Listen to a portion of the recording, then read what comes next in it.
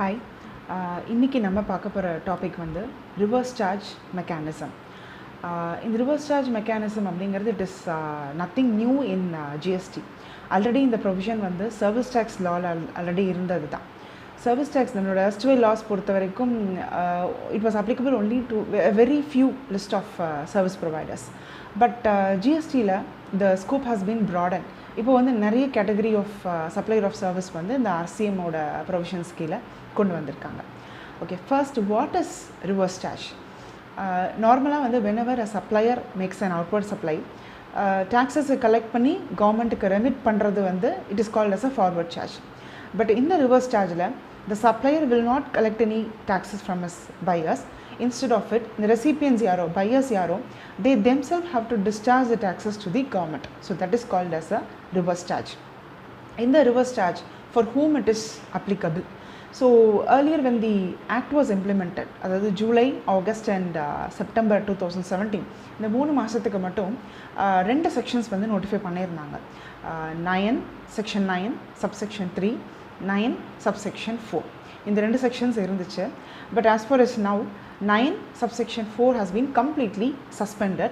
இப்போ ஒரு சின்ன ஆல்ட்ரேஷனோட அந்த செக்ஷனை வந்து மறுபடியும் வந்து இம்ப்ளிமெண்ட் பண்ணியிருக்காங்க right from the finance act 2019.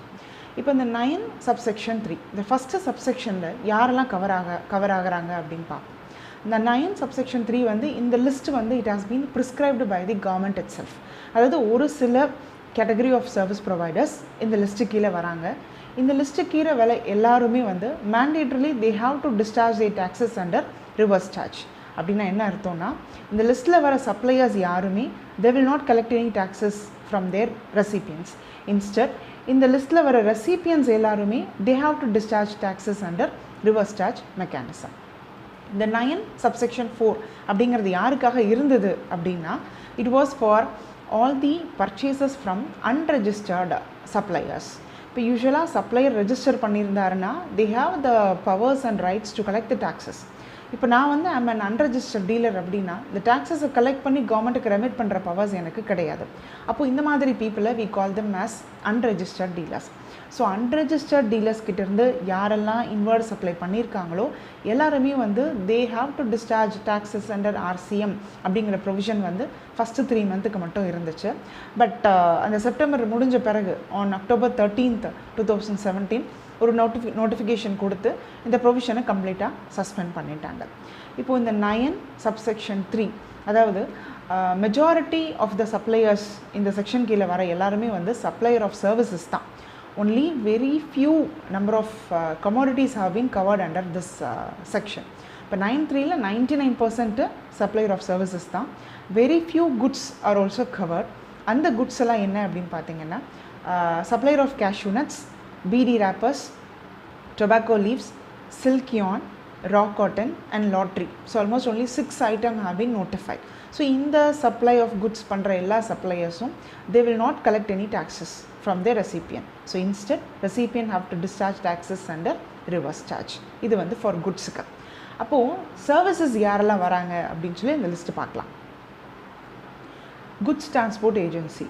So இது நம்ம நார்மலாக we could have come across this scenario. நம்மளோட கிளைண்ட் ஃபைலிங்லேயே நம்ம நிறைய எக்ஸாம்பிள்ஸ் வந்து பார்த்துருப்போம்.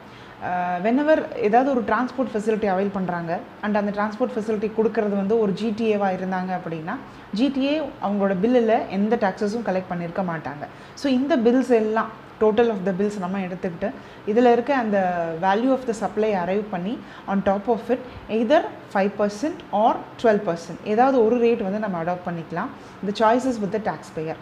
5% or 12% we have to remit under RCM. யார் அப்படின்னா the recipient of services. இந்த ரெசிபியண்ட் யாராக இருக்கலாம் அப்படின்னா any business entity. So any person registered under the GST கண்டிப்பாக வந்து ரிவர்ஸ் சார்ஜில் டாக்ஸஸை டிஸ்சார்ஜ் பண்ணியிருக்கணும். The government, central government, state government or local authority, இவங்க பிஸ்னஸ் என்டிட்டிக்கு பண்ணுற எல்லா சப்ளை ஆஃப் சர்வீசஸ்க்கும் business entity has to discharge the tax under reverse charge. Director, the services rendered by a director. So ஒரு கம்பெனியில் இருக்கிற ஒரு director any type of service, so other than his remuneration, அவர் என்ன ஒரு சர்வீஸ் பண்ணியிருந்தாலும் அதுக்கு நம்ம வந்து ஒரு கமிஷனோ இல்லை ஒரு ப்ரொஃபஷ்னல் சார்ஜஸோ ஃபீஸோ anything நம்ம pay பண்ணாலும் all these fees will attract a reverse charge. Since the director அப்படிங்கிறதுனால இதில் வந்து recipient of services வந்து it can be only a company, any other body corporates. Fourth one, banks, banking companies, insurance companies and financial institutions.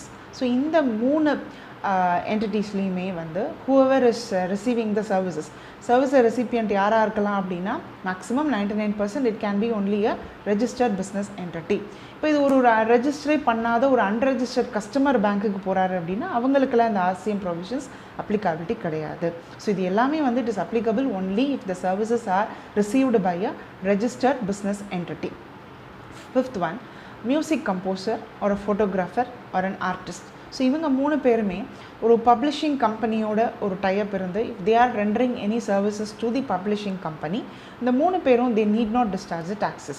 So instead of it, இவங்களுடைய அந்த publishing company has to pay taxes under RCM. Sponsorship services. இந்த sponsorship services வந்து யாருக்கு applicability, recipient யாரா இருக்கணும் அப்படின்னா only it is applicable for a body corporate or a partnership firm. So இப்போ இதே ஒரு sole proprietorship concern வந்து ஒரு sponsorship services avail பண்ணுறாங்க அப்படின்னா they need not discharge taxes under RCM. The RCM applicability யாருக்கு அப்படின்னா only the recipient of services are a body corporate or a partnership firm.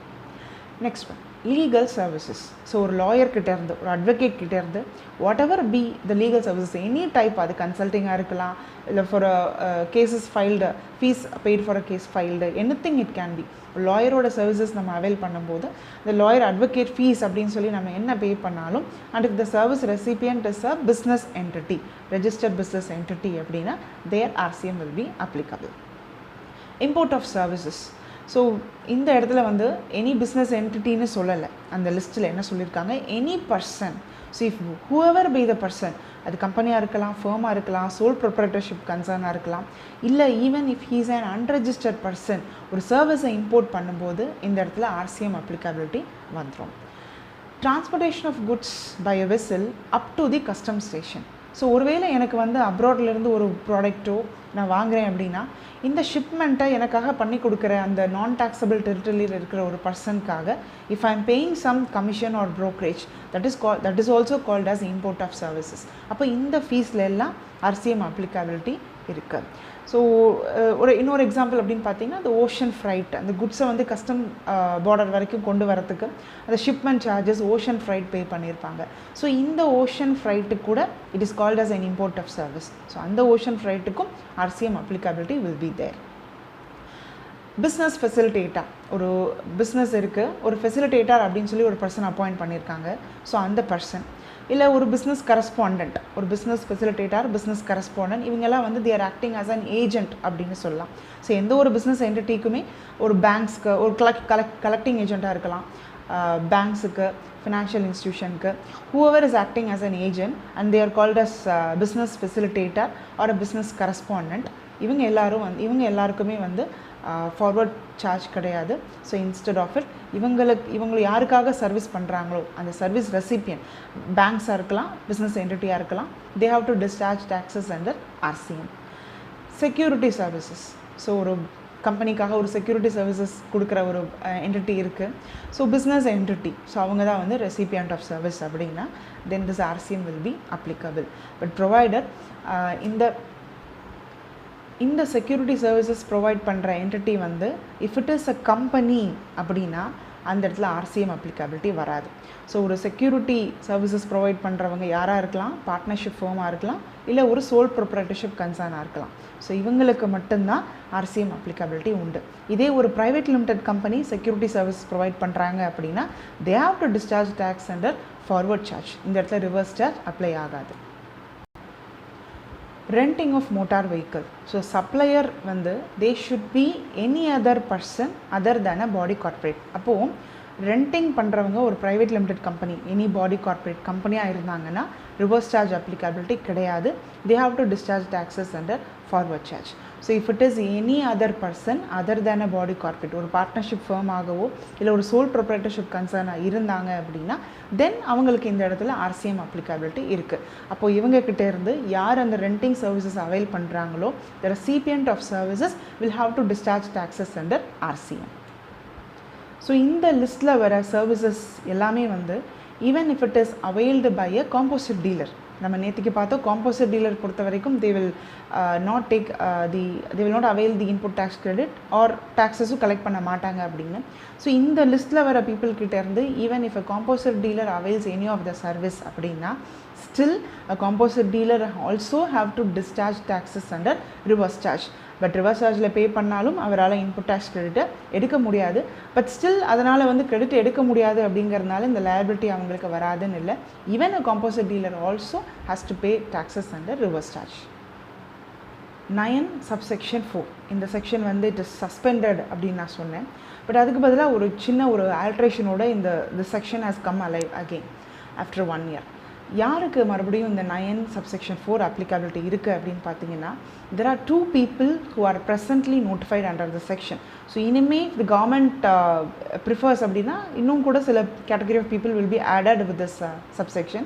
இப்போதைக்கு வந்து we have only 2 people under 9 subsection 4, அதாவது purchase supplies from an unregistered person.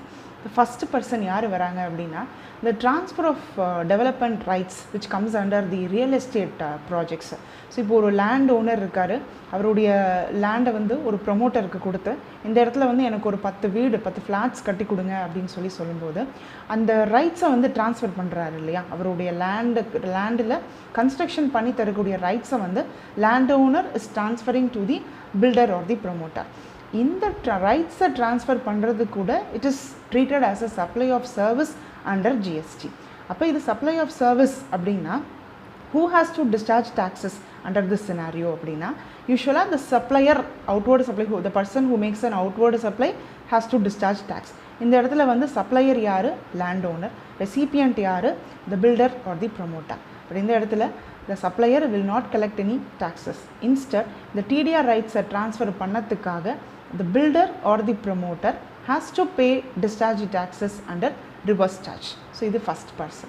The second person வந்து there is a long term lease projects, அதாவது ஒரு premium பே பண்ணுறேன்.